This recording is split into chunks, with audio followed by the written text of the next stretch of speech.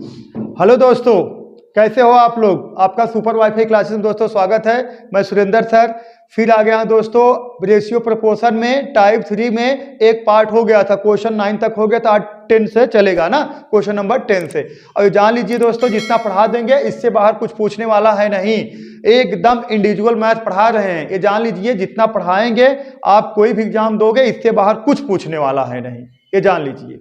अब आपको क्या करना है, सिर्फ स्ट्रगल करना है, संघर्ष करना है। जब आप संघर्ष करोगे ये जान लीजिए आज नहीं तो कल जरूर ऊंचाइयों पर जाओगे। और कब तक संघर्ष करना है, जब तक आपका मोबाइल नंबर, जब तक आपका बैंक बैलेंस, जब तक आपका बैंक बैलेंस आपके मोबाइल नंबर में ना परिवर्तन हो जाए। चलिए दोस्तों, क्वेश्चन नंबर पहला देखिए। 1650 रुपए को ए, बी और सी में इस प्रकार विभाजित किया कि ए का मान बी तथा सी के कुल भाग का 4/11 है, 4/11 है, तो ए को प्राप्त होने वाली धनराशि बताइए। देखिए दोस्तों, 1650 रुपए को ए, बी, सी में इस प्रकार विभाजित किया जाए कि ए का मान बी और बी तथा सी के कुल मान का 4/11 हो। तो कह सकते हो दोस्तों, ए संबंधे बी प्लस सी बराबर कह सकते हो 4 संबंधे कितना बोलो, 4 संबंधे 11, 4 संबंधे 11। सही है दोस्तों, यही कह सकते हो ना। देखिए ए संबंधे बी प्लस सी बराबर 4 संबंधे 11, यही है ना। देखिए ए का मान बी प्लस सी के मान के 4/11 है, मतलब कह सकते हो ए संबंधे बी प्लस सी बराबर कितना, 4 संबंधे 11 कह सकते हो। इसका मतलब बी, देखिए बी प्लस सी में 11 जुड़ा है और ए में कितना है 4, मतलब कह सकते हो ए का वैल्यू कितना है 4 है और बी प्लस सी दोनों का वैल्यू कितना है दोस्तों 11 है। कितना है 11 है। तो टोटल कितना धनराशि 1650 रुपए। अब ये पूछ लिया है दोस्तों आपको 1650 रुपए में ए की धनराशि कितना है ना, तो ए बराबर हो जाएगा दोस्तों, ए बराबर हो जाएगा 1650 इंटू एक। देखिए ए का रेशियो कितना है 4 बटा कितना अनुपाती योग कितना 11/4 15। सहमत हो दोस्तों, कितना 15 हो गया।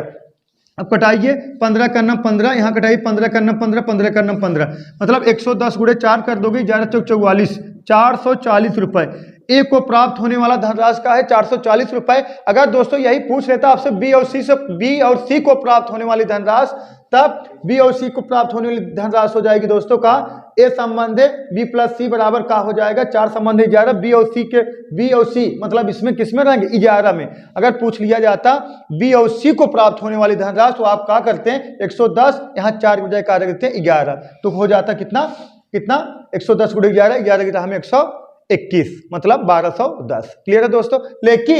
लेकिन अगर आपसे ये कहा जाए बी का अकेले मतलब धनराशि कितना होगा या सी का अकेले पूछे जाए, तो दोस्तों उत्तर तय नहीं होगा, अलग अलग नहीं निकल पाएगा, निकलेगा तो एक ही साथ और ए का अलग निकलेगा। ठीक है दोस्तों।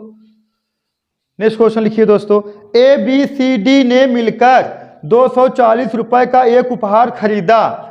ए के द्वारा दी गई धनराशि अन्य सभी के द्वारा दी गई धनराशि का 1/2 है और बी के द्वारा दी गई धनराशि अन्य सभी या अन्य सदस्यों के द्वारा दी गई धनराशि का 1/3 है।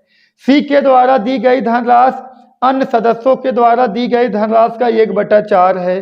तो बताइए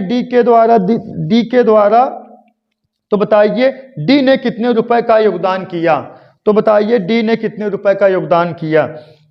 अब जान लीजिए 4 दोस्त मिलकर 240 रुपए के योगदान दिए हैं और सब मिलकर दिए हैं, तो बताना है आपको डी का हिस्सा बताना है। तो पहला स्टेप ये कहा गया ए बी सी डी मिलकर 240 रुपए का एक उपहार खरीदा, जिसमें ए के द्वारा दिया गया धनराशि मतलब तीनों मतलब अन्य सदस्यों के दिए गए धनराशि का 1/2 है। तो कह सकते हो दोस्तों, देखिए ए अनुपाते कोष्टक में ए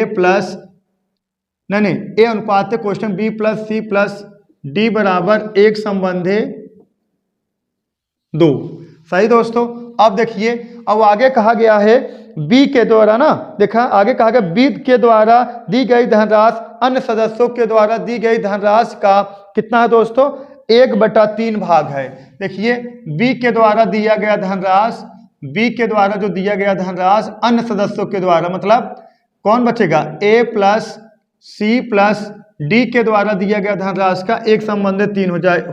1/3 मतलब कितना, एक संबंधित 3। इस बात समझ में आया बालक? देखिए थोड़ा समझिए, क्वेश्चन में कहा गया 240 रुपये था, अभी तो नया साल चल रहा ना, दे दिए होंगे किसी को, सही है। देखिए 240 रुपये को उपहार था, गिफ्ट जो था 240 रुपये का था। तो जो ए धनराशि दिया है, ए देखिए एक के द्वारा दिया गया है धनराशि अन्य सदस्यों के द्वारा दिया गया धनराशि का 1/2 है। तो मतलब अगर एक रुपये दिया होगा तो ए बी सी डी मिलकर 2 रुपये दिए होंगे। और देखिए और बी के द्वारा दिया गया धनराशि अन्य सदस्यों के द्वारा दिया गया धनराशि का 1/3 भाग है। मतलब ए अगर सॉरी यहाँ बी अगर 1 रुपये दिया होगा तो ए सी डी मिलकर 3 रुपये दिए होंगे। तो आगे कहा गया है दोस्तों, सी के द्वारा दिया गया धनराशि अन्य सदस्यों के द्वारा दिया गया धनराशि का कितना है, अन्य सदस्यों के द्वारा दिया गया धनराशि का कितना है दोस्तों, 1/4 भाग। 1/4 भाग मतलब सी संबंधित कोष्टक में हो जाएगा ए प्लस बी प्लस डी बराबर कितने के, 1 संबंधित 4 के। 1 संबंधित 4 कह सकते हो। अगर सी 1 रुपये दिया होगा, ए बी और डी ए बी मिलकर कितना दिए होंगे दोस्तों, 4 रुपये दिए होंगे। कितना, 4 रुपये। अब देखिए अब हमें किसका धनराशि निकालना है दोस्तों, किसका धनराशि निकालना है, डी का ना। तो पहले हम ए बी सी, देखिए ए बी सी का निकाल लेंगे और जो बचेगा वही जो बचेगा ए बी सी का निकाल लेंगे, सही है। तो उसको योग ए बी सी का योग कर देंगे और 240 में से वही घटा देंगे, जो आएगा डी का हिस्सा आ जाएगा। जैसे देखिए ए का जो हिस्सा होगा दोस्तों 240 इंटू कितना, देखिए 1/3 भाग दे दोगे कितना आ जाएगा दोस्तों, कितना आ जाएगा, 8 त्रिक 24 कितना, 80 रुपये। और देखिए बी का हो जाएगा कितना दोस्तों, बी का देखिए 240 इंटू कितना, 1/4 कितना हो जाएगा दोस्तों, 60, 6 चौक 24। और सी का जो हिस्सा हो जाएगा दोस्तों कितना, देखिए 240 इंटू 1 कितना, 5, सही दोस्तों 5। ये कितना हो जाएगा, देखिए 6 चौक 24 कितना हो, 6 चौक 24 कितना हो गया, 60 ना। और देखिए इसको भाग दे दोगे कितना आ जाएगा दोस्तों, 5 करना 5, देखिए 5 चौक 20, 5 48 कितना, 48। अब कह सकते हो ए कितना योगदान किया होगा, 80 रुपये, बी कितना योगदान किया होगा, 60 रुपये, सी कितना योगदान किया होगा, 48 रुपये। हम चाहते तो इसको डायरेक्ट निकाल लेते, इसको ए करने की जरूरत नहीं है, इसको करने की जरूरत नहीं है, आप यहाँ इसे डायरेक्ट निकाल लेते। लेकिन हम कहा है ना थोड़ा समझाने के लिए आपको ऐसे कर दिए, समझाने के लिए। तो अगर हमें डी का हिस्सा चाहिए, तो डी का हिस्सा चाहिए तो हम क्या करेंगे, पहले ए बी सी को जोड़ दीजिए। इसको जोड़ दो कितना, 8, और देखिए 8 6 14, देखिए 6 4 10 8 18, 6 4 10 8 18, सही दोस्तों कितना, 188, सही दोस्तों 188 आ जाएगा। अब देखिए 240 में से 188 दोस्तों घटा दोगे, जो आएगा वही ना डी का हिस्सा होगा, जो आएगा वही डी का हिस्सा होगा। अब देखिए ये कितना हो गया, देखिए 10 में 60 गया कितना, 2, क्लियर है दोस्तों। ये हो गया 3 हो गया ना, ये हो गया 3 में ये 3 एक उदाहरण कितना, 13 में 60 गया कितना, 5, 52, 1 में से गया 0, कितना डी का हिस्सा दोस्तों कितना होगा, 52 रुपये। नोट कर लीजिए दोस्तों, क्लियर है ना। अब आपको इससे करने की जरूरत नहीं, ये करने की जरूरत, आप यहां से लगा सकते हो। एक क्वेश्चन का आप ओरल लगा सकते हो। ओरल मतलब कैसे, देखा ओरल, देखिए ओरल कैसे, ओरल समझिए। ए बी सी डी 4 लोग हैं, 240 रुपए का योगदान दिए हैं, 240 रुपए जो गिफ्ट दिए हैं, चारों लोग मिलकर 240 रुपए मिला के गिफ्ट दिए हैं। तो अब जो कहा गया है, एक का हिस्सा जो है तीनों का, एक का हिस्सा है, एक का हिस्सा अन्य सदस्यों के दिए गए योगदान का 1/2 है। मतलब ए अगर 1 रुपये दिया होगा और तीनों जने मिल कितना 2 रुपये दिए होंगे, तो ए का हिस्सा 240 कितना हो जाएगा, 240 गुणे 1 कितना, अनुपाती योग 2 1 3 कितना आ गया, 8 त्रिक 24, 80 रुपये। क्लियर दोस्तों कितना, 80 रुपये। इसी तरीके से बी का योगदान अन्य सदस्यों के दिए गए योगदान का कितना, 1/3 भाग है। तो अन्य अगर 3 रुपये दिए होंगे तो बी अकेला 1 रुपये दिया होगा, तो कितना 240 गुणे 1/4, अनुपात योग 3 1 4, तो कटा दोगे 4 6 24 कितना, 60 रुपये हो गया। अब देखिए आगे कहा गया है सी के द्वारा दिए गए योगदान अन्य सदस्यों के द्वारा दिए गए योगदान का 1/4 भाग है। तो देखिए 240 गुणे 1/4 मतलब 1 और 4 कितना 5, 1/5 भाग दे दो कितना आ गया दोस्तों 48। अब जोड़ दोगे पूरा कितना आ जाएगा 188 और 240 में 188 घटा दोगे दोस्तों तो आ जाए कितना 52। ये आ गया दोस्तों किसका डी का हिस्सा। 188 कहाँ से आया ये ना देखिए 80 60 48 जोड़ दोगे 188 आएगा। तो नोट कर लीजिए दोस्तों।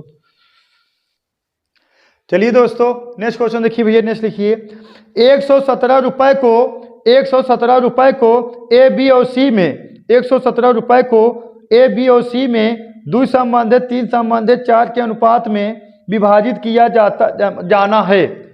2 संबंधित 3 संबंधित 4 के अनुपात में विभाजित किया जाना है, किंतु गलती से यह विभाजन 1/2, 1/3, 1/4 के अनुपात में हो गया। तो बताइए इनमें से किसे सर्वाधिक लाभ और कितने रुपए का लाभ हुआ। तो बताइए इनमें से किसे सर्वाधिक लाभ और कितने रुपए का लाभ हुआ। तो देखिए यह धनराशि 2 संबंधित 3 संबंधित 4 देखिए 2 संबंधित 3 संबंधित 4 के अनुपात में विभाजित होना चाहिए था, लेकिन आपने गलती से 1/2, 1/3, 1/4 के अनुपात में आपने क्या कर दिया विभाजित कर दिया। तो देखिए किसे सर्वाधिक धन मिला और कितने रुपए का मिला। इसका एलसीएम कितना हो जाएगा दोस्तों 12। तो 12 का सब में गुणा करा दीजिए, 12 का इसमें गुणा करा दीजिए, 12 का इसमें गुणा करा दीजिए, 12 का इसमें। तो कितना आएगा दोस्तों 6, यहाँ कितना आ गया 4, यहाँ कितना आ गया दोस्तों ये 12 गुणा करा ना 3 चौक 12। क्लियर है। अब देखिए ए बी सी का ये रेशियो है, ए संबंधित बी संबंधित सी। और यहाँ देखिए ए भी रेशियो किसका है, देखिए ए संबंधित बी संबंधित सी का है रेशियो ना। ए संबंधित बी संबंधित सी बराबर इतना आ गया। देखिए ए संबंधित बी संबंधित सी, ए संबंधित बी संबंधित सी। अगर ए को यहाँ 2 रुपए मिला होगा तो बी को ए को अगर 2 रुपए यहाँ मिलता होगा, जब सही सही बढ़ता तो कितना मिलता 2 रुपए, लेकिन यहाँ गलती से बढ़ने की वजह से कितना मिल गया दोस्तों 6 रुपए। और बी को यहाँ 3 रुपए मिलता, लेकिन गलती से बढ़ने की वजह से कितना मिला 4 रुपए। और सी को यहाँ 4 रुपए मिला, गलती से बढ़ने की वजह से उसको मिला कितना यहाँ देखिए 3 रुपए। तो आप कह सकते हो सर्वाधिक लाभ किसको हुआ, सर्वाधिक लाभ किसको हुआ ए को लाभ हुआ। देखिए ए को 2 रुपए के बजाय 6 रुपये मिला, 4 रुपए का लाभ हुआ। तो पहला देखिए क्वेश्चन सर्वाधिक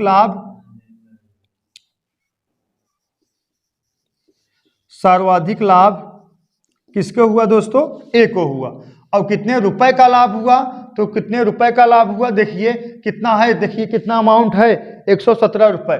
117 रुपए ए का भाग निकालो 117 गुणे कितना है 2 और अनुपाती योग जोड़ दोगे कितना दोस्तों कितना 9 ना, 4 3 7 2 9 ना, सही है। तो मन भाग दे दोगे कितना बार जाएगा 9 का 9 9 3 27 कितना 13 बार।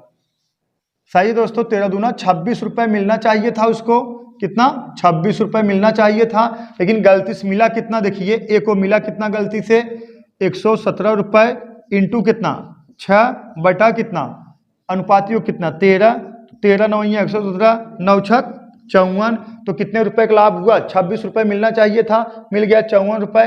तो देखिए 54 माइनस 26, तो देखिए अब इसमें देखिए घटा दोगे दोस्तों कितना आ जाएगा। तो ए हो गया देखिए 4 में से 6 घटेगा नहीं, तो यहाँ उधार आए 14 में 6 गया कितना 8 और ये 4 2 4 बचे 4 में से 2 घट जाएगा कितना आ जाएगा दोस्तों 2, कितना 28 रुपए का लाभ हुआ। और किसको लाभ हुआ ए को लाभ हुआ सर्वाधिक। ये सब ओरल लगा लेना है आपको, नोट कर लीजिए। चलिए दोस्तों नेक्स्ट क्वेश्चन देखिए भैया। एक व्यक्ति के पास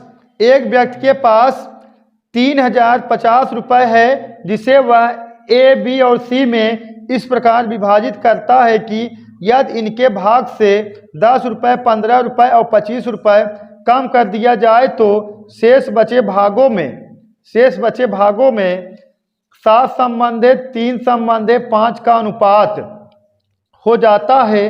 तो बताइए ए को प्राप्त होने वाली धनराशि क्या है। तो देखिए दोस्तों, देखिए एक व्यक्ति के पास 3050 रुपए है, जिसे वह ए बी सी में इस प्रकार विभाजित करता है कि 10 रुपए 15 रुपए 25 रुपए कम कर दिया जाए, तब शेष बची धनराशि में 7 संबंधित 3 संबंधित 5 का अनुपात हो जाता है। तो हो जाता है अनुपात हो जाता है। तो बताइए ए को प्राप्त होने वाली धनराशि क्या है। तो देखिए दोस्तों, पहले मेथड 1 देखिए। मेथड 1 देखिए, जब पहले 10 रुपये घटा दोगे, देखिए ए को मान लीजिए, ए ना, ए को मान लीजिए जो धनराशि मिलेगा, जो ए को जो धनराशि मिलेगा, अगर 10 रुपये घटा दोगे तब इनको जो है अनुपात, देखिए ए बी सी 3 लोग हैं, जब 10 रुपये 15 रुपये 25 रुपये घटा दोगे तो इनका रेशियो हो जाएगा 7 संबंधित 3 संबंधित कितना 5। सही है। जब इसमें 10 घटा दोगे तो इनका रेशियो कितना हो जाएगा 7x।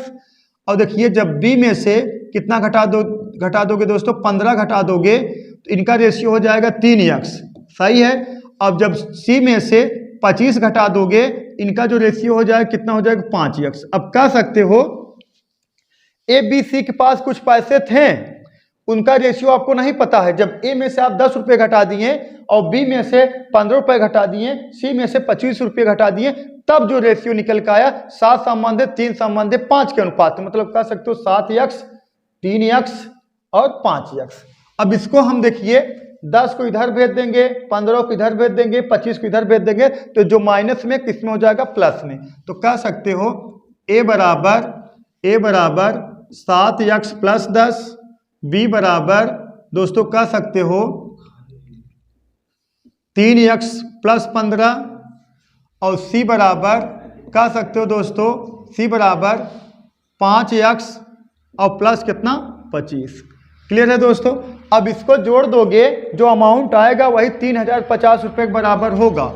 अब इसको जोड़ दो, 7 3 10 5 15x और प्लस 15 10 25 25 50 बराबर कितने के 3050 के, इधर पक्षांतर कर दो तो 15x बराबर कितने के 3000 के, 15x बराबर 3000 के, तो x बराबर दोस्तों कितना आ जाएगा 200 के, x बराबर 200 के। तो ए का धनराशि कितना है, यही है ए का धनराशि। तो ए बराबर हमें निकालना है, तो ए कितना देखिए 7x मतलब 7 गुणे कितना 200 और प्लस कितना 10, 7 दूना 14 और प्लस 10 कितना 1410, 1410 रुपये धनराशि ए का है। अगर बी का पूछा जाता तो यहाँ पर रख देते, कितना हो जाता 200, मतलब 3 दूना 6, 600 प्लस 15 615। अगर इसमें पूछा जाता सी का तो यहाँ 200 रख देते हैं एक्स की वैल्यू ना, तो 5 दूना 10 मतलब 1000 प्लस 25 1025 हो जाता। ये मेथड 1 था, तो मेथड 1 नोट कर लीजिए, फिर आपको मेथड 2 बता रहे हैं हम।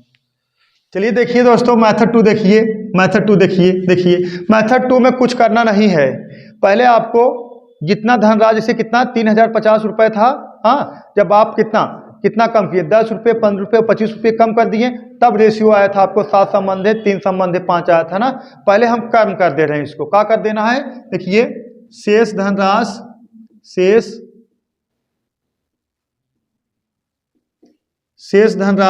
कितना, देखिए 3050 रुपये में माइनस कर दीजिए शेष धनराशि कितना 10 रुपये 15 रुपये और कितना 25 रुपये, माइनस कर दोगे आ गया दोस्तों कितना 3000 रुपये 3000। अब ए का धनराशि जो हो जाएगा माइनस करने के बाद, ए का धनराशि हो जाएगा कितना, देखिए 3000 इंटू रेशियो कितना था 7 संबंधित 3 संबंधित 5, 7 बटा अनुपातियों कितना 15। सही है। तो 15 दूना 30 और 7 दूना 14 मतलब कितना 1400 रुपये। ए को प्राप्त होने वाली धनराशि 1400 रुपये, लेकिन कब है 10 रुपये घटाने के बाद ए है, 10 रुपये घटाने के बाद। तो वास्तविक धनराशि, तो वास्तविक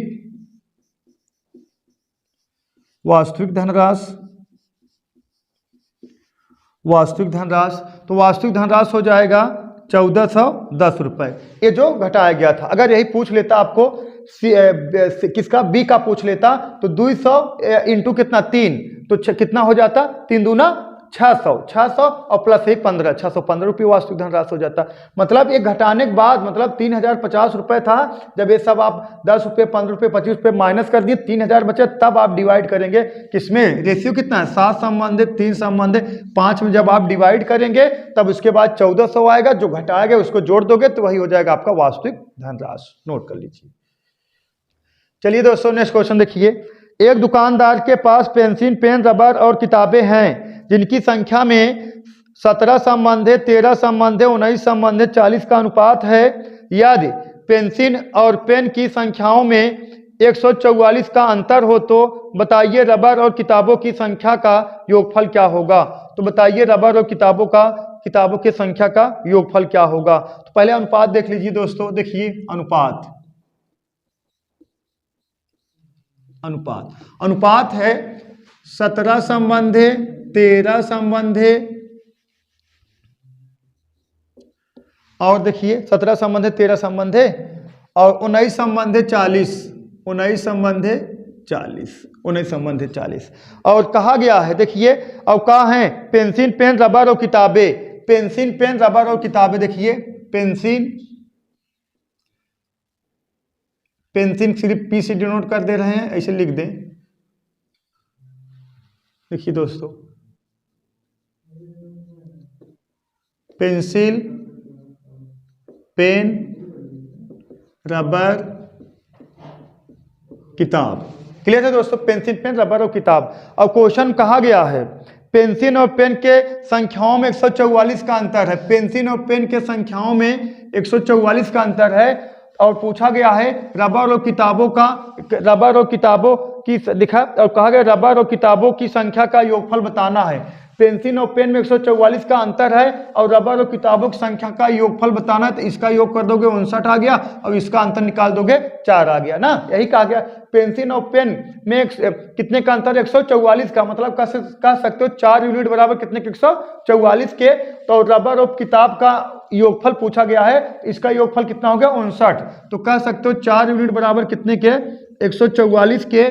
तो 1 यूनिट बराबर दोस्तों कितने के, देखिए 4 3 12 और 4 6 24, कितना 36 के। तो 59 यूनिट बराबर दोस्तों कितने के, 59 गुणे 36। सही दोस्तों, 59 गुणे 36 कर दोगे दोस्तों 2124 आ जाएगा, 2124। कह सकते हो रबर और किताबों का योगफल हो जाएगा कितना, तो जो रबर और किताबों की संख्या का योगफल हो जाएगा कितना, 2124 की। ठीक है दोस्तों, आज के लिए बस इतना ही। That's all, thank you.